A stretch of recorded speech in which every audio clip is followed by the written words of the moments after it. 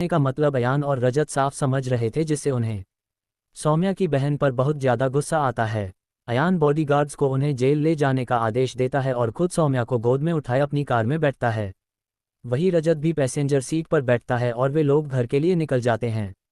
वही सभी बॉडीगार्ड सौम्या के परिवार को घसीटते हुए पुलिस स्टेशन ले जाने लगते।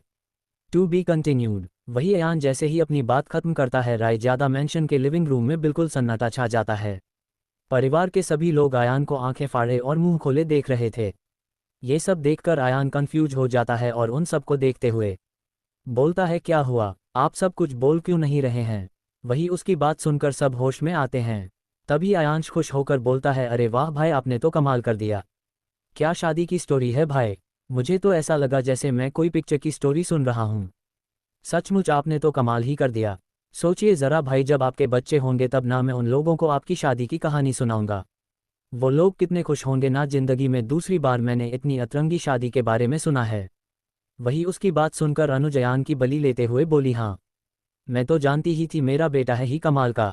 अरे बेटा, क्या शादी की कहानी सुनाई है तूने, आज तो मेरा दिल ही खुश हो गया।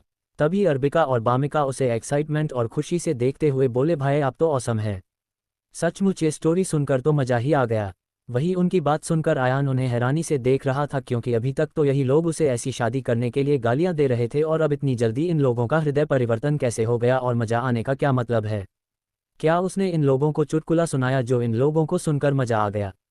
बामिका आयांश की तरफ देखकर बोली, वैसे भाई वह सब तो ठीक है, लेकिन आपने ऐसा क्यों कहा कि मैं ये दूसरी बार अतरंगी शादी के बारे में सुन रहा हूँ। क्या आपको ऐसे ही कोई अतरंगी शादी के बारे में पता है तो बताएं ना। वही उसकी बात सुनकर आयांश हंसते हुए बोला, हाँ मेरे एक दोस्त की शादी तो उससे भी अजीबोगरीब हुई थी, लेकिन वो स्टोरी मैं तुम्हें बाद में सुनाऊंगा। तभी जयजी आयान की तरफ देखकर बोली, आयन तुम्हारी शादी जिस भी कंडीशन में हुई है, लेकिन अब यही सच है कि सौम्या तुम्हारी पत्नी है और चाहता हूँ कि तुम उसका ख्याल रखिए। और उसके परिवार वालों का क्या सोचा है तुमने। वही जयजी की बात सुनकर उन सबको सौम्या के लिए बहुत ही बुरा लग रहा था, और उसके चाचा चाची को उसके परिवार वालों पर बहुत ही ज़्यादा गुस्सा आ रहा, लेकिन वे खुश भी थे कि अब सौम्या सेफ है और उनके घर की बहू है। उन लोगों ने फैसला कर लिया था कि वे सौम्या को बहुत प्यार करेंगे ताकि वह अपने दनापास को भूल जाए। वही उनकी बात सुनकर अयान बोला, आप फिक्र मत कीजिए डैड, मैं सौम्या का ख्याल रखूंगा, उसे कभी भी कोई भी दुख नहीं होने दूंगा, और उसके परिवार वालों का इंतजाम मैंने अच्छी तरह से कर दिया है, और मैंने सौम्या की मॉम का इलाज भी शुरू करवा दिया है, जिससे वह जल्दी से जल्दी ठीक हो जाएंगी। वही उसकी बात सुनकर जय जी हाँ में सिर हिलाते हैं। वहीं दूसरी तरफ जेल में सौम्या के चाचा चाची और उसकी बहन की हालत बहुत ही खराब थी।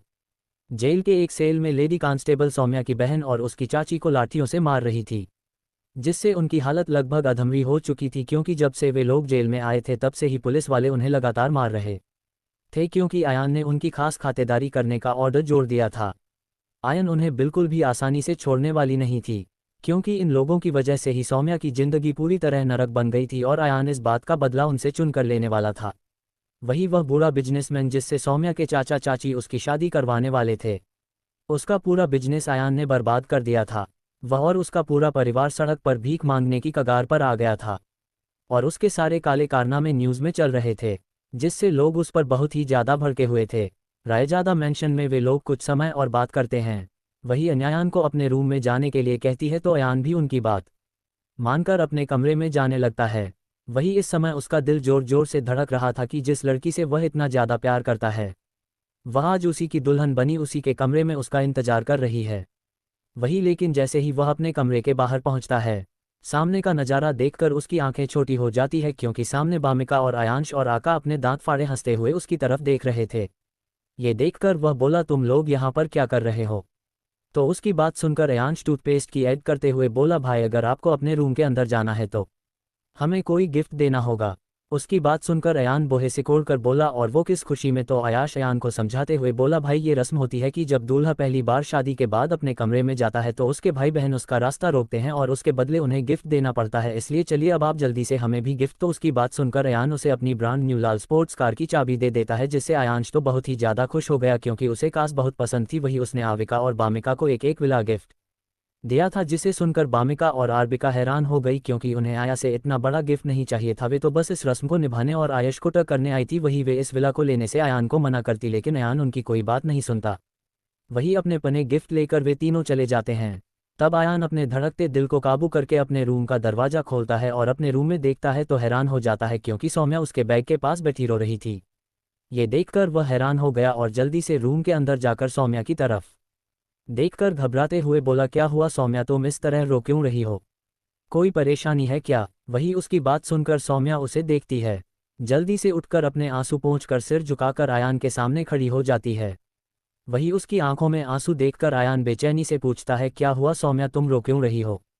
तो उसकी बात सुनकर सौम्या बोली, सर मुझे पता है कि आपने मुझसे मजबूरी में शादी की है और आप मुझसे शादी नहीं करना चाहते थे, लेकिन आप फिक्र मत कीजिए, मैं आपको डिवोर्स दे दूंगी और आपसे दूर चली जाऊंगी, फिर मैं आपको कभी भी परेशान नहीं करूंगी। वही उसकी बात सुनकर अयान हैरान हो गया, लेकिन अपने आप से दूर जाने की बात सुनकर उसकी आंखें गुस्से से लाल हो गई। सौम्या को लग रहा था कि अयान ने उससे मजबूरी में शादी की है, वरना वह उस जैसी लड़की से क्यों नहीं शादी करता, और वह नहीं चाहती थी कि अयान उसके साथ मजबूरी में रिश्ता निभाए। वह अयान को किसी भी मजबूरी के रिश्ते में नहीं बांधना चाहती थी, इसलिए उसने फैसला किया था कि वह अयान को डिवोर्स दे देगी और उससे दूर चली जाएगी ताकि वह किसी अच्छी लड़की से शादी करे, क्योंकि वह खुद को अयान के काबिल नहीं समझती थी। वही उसकी बात सुनकर अयान गुस्से से लाल आंखों से उसे देखता है और फिर उसके कंधों को पकड़कर गुस्से में बोला, क्या कहा तुमने? तुम मुझे छोड़कर चली जाओगी?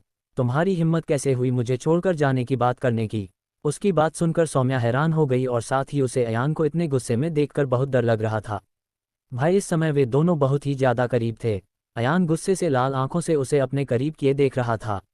वही जब वह सौम्या को चुप देखता है तो गुस्से में बोला, तुम अब कुछ बोल क्यों नहीं रही हो? बोलो, तुम मुझे क्यों छोड़कर जाना चाहती हो? तो उसकी बात सुनकर सौम्या डर से हकलाते हुए बोली, वह आपने मुझसे मजबूरी में शादी की है ना? वही उसकी बात सुनकर अयान हैरान हो गया और फिर वह सौम्या की तरफ देखकर बोला, मैंने तुमसे कोई भी मजबूरी में शादी नहीं की है। वह इससे आगे कुछ बोलता, तभी उसकी बात सुनकर सौम्या जोर जोर से रोने लगी। उसे इस तरह रोता देखकर अयान बिल्कुल हैरान हो गया और उसे हैरानी से देखते हुए बोला, अब क्या हुआ? अब क्यों रो रही हो तुम? तो उसकी बात सुनकर सौम्या रोते हुए बोली, आपने मुझसे मजबूरी में शादी नहीं की, टूफ आपने मुझसे बदला लेने के लिए शादी की है ना? उसकी बात सुनकर आयान की हैरानी की कोई सीमा नहीं रही और वह सवालिया नज़रों से सौम्या की तरफ देखते हुए बोला, क्या बदला?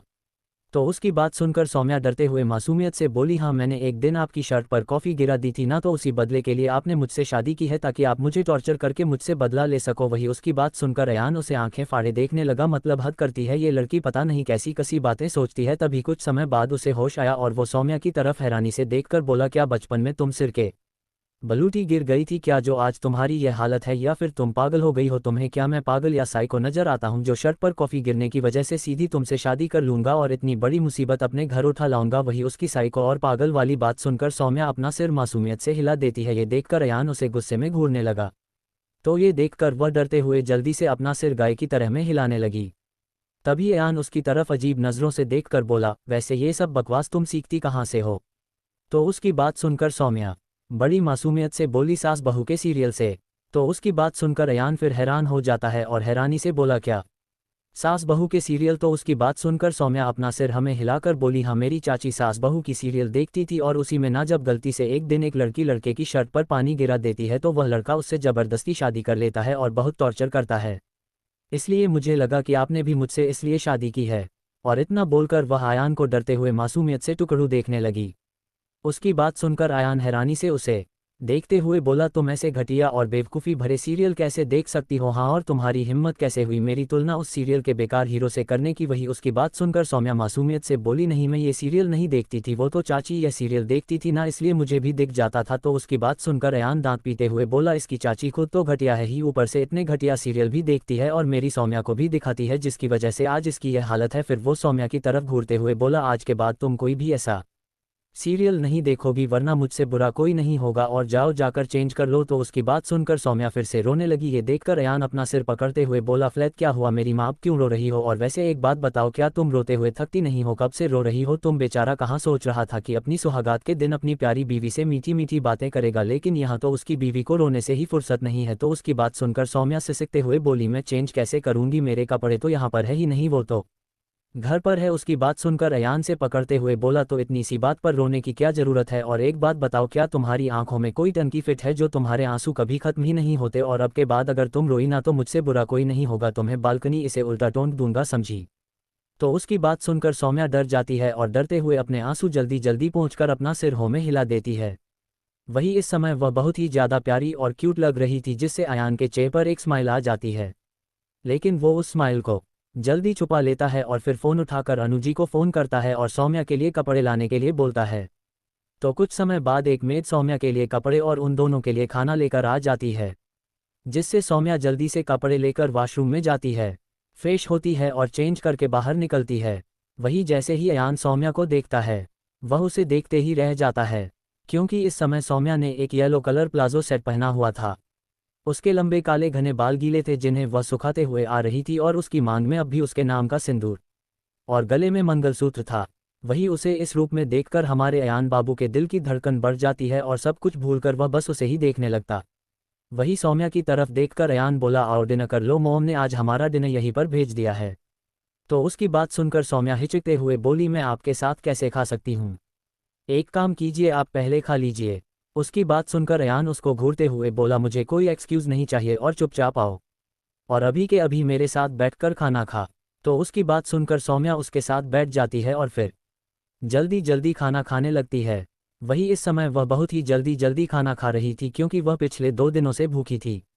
उसकी चाची ने उसे 2 दिनों से खाना नहीं दिया था, इसलिए उसे बहुत ही ज़्यादा भूख लगी थी।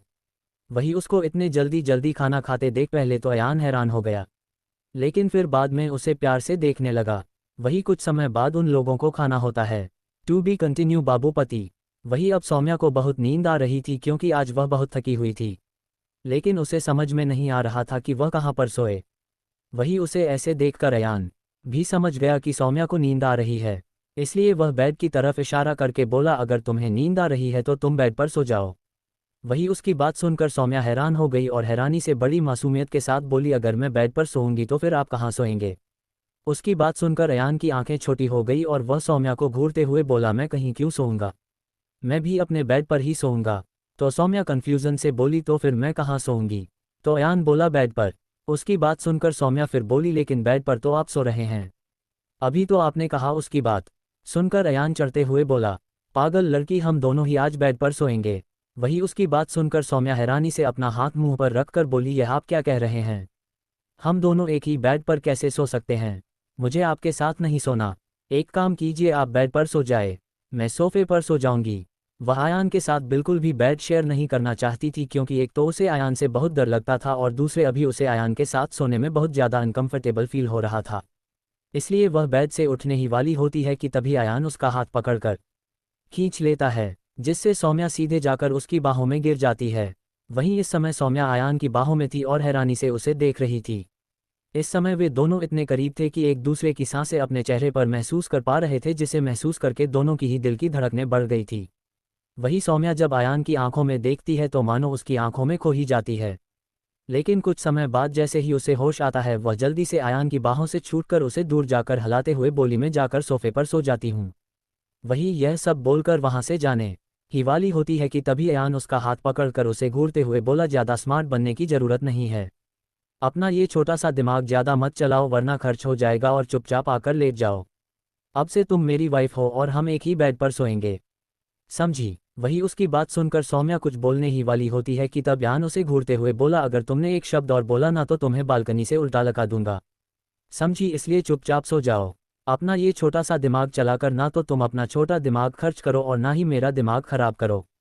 उसकी बात सुनकर सौम्या डर जाती है और चुपचाप बेड के दूसरे साइड जाकर लेट जाती है। कुछ समय बाद अयान बेड पर लेटा सौम्या को घूर रहा था क्योंकि सौम्या उसके बेड के दूसरे साइड बिल्कुल किनारे पर लेटी हुई थी, इतनी किनारे कि अगर वह ज़रा सी भी हिलती तो सीधे बेड से नीचे गिर जाती। वही ये देखकर अयान को बहुत ज़्यादा गुस्सा आ रहा था क्योंकि उसने सोचा था कि आज वह अपनी प्यारी वाइफ को हक करके सोएगा, लेकिन उसकी वाइफ ने तो बेड पर भारत पाक की बॉर्डर बना रखी थी। वही कुछ समय बाद आज ज़्यादा रोने की वजह से सौम्या बहुत थक गई थी, इसलिए उसे नींद लग गई। ये देखकर अयान चुपचाप सौम्या के पास खिसक जाता है और उसे अपनी बाहों में भरकर सुकून से अपनी आंखें बंद कर लेता है। वहीं दूसरी तरफ अर्पिका का कमरा।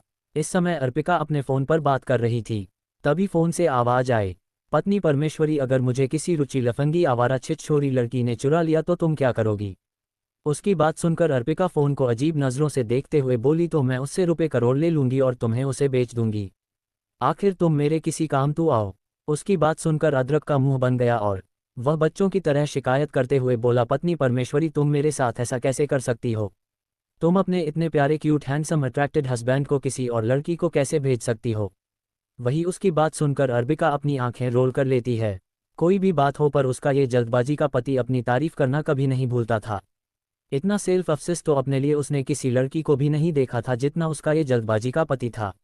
वही जब अदरक को अर्बिका की कोई आवाज़ नहीं आती तो वह बोला, पत्नी परमेश्वरी क्या हुआ, मेरे ख्यालों में खो गई क्या? तो उसकी बात सुनकर अर्बिका बोली, तुम्हें कोई चुराएगा ही नहीं। ऐसी कौन सी बेवकूफ़ लड़की होगी जो तुम्हें चुराएगी?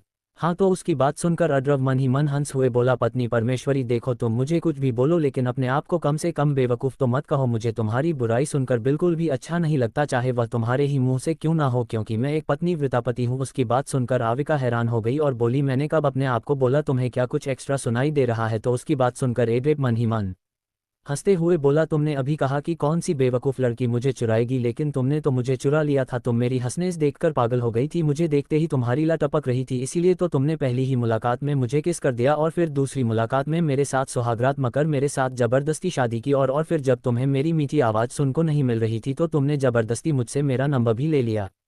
वही उसकी बात सुनकर अर्तिका का मुंह खुला का खुला रह गया। वह भी इस डरू में ही थी कि कोई इतना बेशर्म कैसे हो सकता है। इस लड़के ने उससे ऐसी शादी की कि उसे पता भी नहीं चला और अब उसी पर बिल फाड़ रहा है कि उसने उससे ज़बरदस्ती शादी की। तभी एड्रिप की आवाज़ आई। ये सुनकर अर्बिका गुस्से में बोली, क्या कहा तुमने? मैंने कब तुमसे ज़बरदस्ती शादी की और मैंने कब तुम्हारा नंबर ज़बरदस्ती लिया? वो तुम ही थे जो ज़बरदस्ती मेरे गले पड़े थे।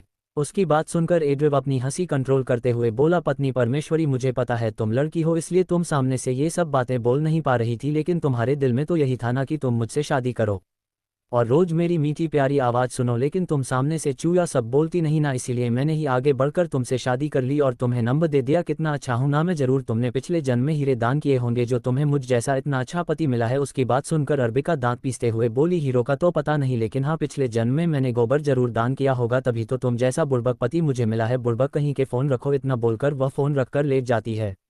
उसे समझ में नहीं आ रहा था कि उसका ये जल्दबाजी का पति बेवकूफ़ है या फिर वह खुद जो रोज उसका फ़ोन उठा लेती थी और रोज उसकी बेवकूफ़ी भरी बातें भी सुनती थी। वहीं दूसरी तरफ फ़ोन कट के बाद अदरा के मार मार कर हंस रहा था। उसे अर्बिका की चटी हुई आवाज़ सुनकर बहुत मज़ा आ रहा था। उसे परेशान करने में और इरिटेट करने में बहुत ही ज़्यादा मज़ा आता था। बेचारे हमारे एड्रिड को क्या पता कि वो कितनी बड़ी मुसीबत मोल ले रहे हैं। थोड़े से मैजिक के लिए आग से खेल रहे हैं। To be continue. अगली सुबह अनुज जी लिविंग रूम में बैठी थी और सर्वेश को आज क्या बनाना है ये बता रही थी। तभी उन्हें सीढ़ियों से किसी के आने की आहट सुनाई देती है।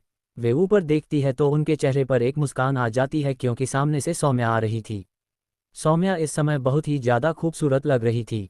उसने इस समय अनु की दी हुई सुंदर सी लाल साड़ी पहनी हुई थी जो उसके गोरे रंग पर बहुत ही ज़्यादा जच रही थी। हाथों में भरी भरी लाल चूड़ियाँ, गले में मंगलसूत्र, मांग में सिंदूर और होठों पर हल्का सा लिप बाम लगाए वह बेहद प्यारी लग रही थी। वही अनु को देखते ही सौम्या उनके पास जाती है और झुककर उनके पैर छूने लगती है। ये देखकर अनु तुरंत उसके कंधे पकड़कर उसे उठा लेती है और प्यार से गले लगाते हुए बोलती है, हमारे यहाँ बेटियां पैर नहीं छूती और तुम हमारी बहू नहीं बल्कि हमारी बेटी हो, इसलिए तुम्हें ये सब करने की ज़रूरत नहीं है। फिर वे सौम्या के गालों पर हाथ रखकर उसे प्यार से देखते हुए बोलती है, आज तो तुम बहुत ही ज़्यादा प्यारी लग रही हो, कहीं हमारी ही नज़र ना लग जाए। इतना कहकर वे आंखों से काजल निकालकर सौम्या के कान के पीछे लगा देती है, जिससे सौम्या बहुत ही ज़्यादा इमोशनल हो जाती है और साथ में बहुत ही ज़्यादा खुश हो गई क्योंकि उसकी माँ के बाद शायद अनु ही थी जो उससे इतनी प्यार से बात कर रही थी। उसे अनु जी में इस वक्त अपनी माँ नज़र आ रही थी।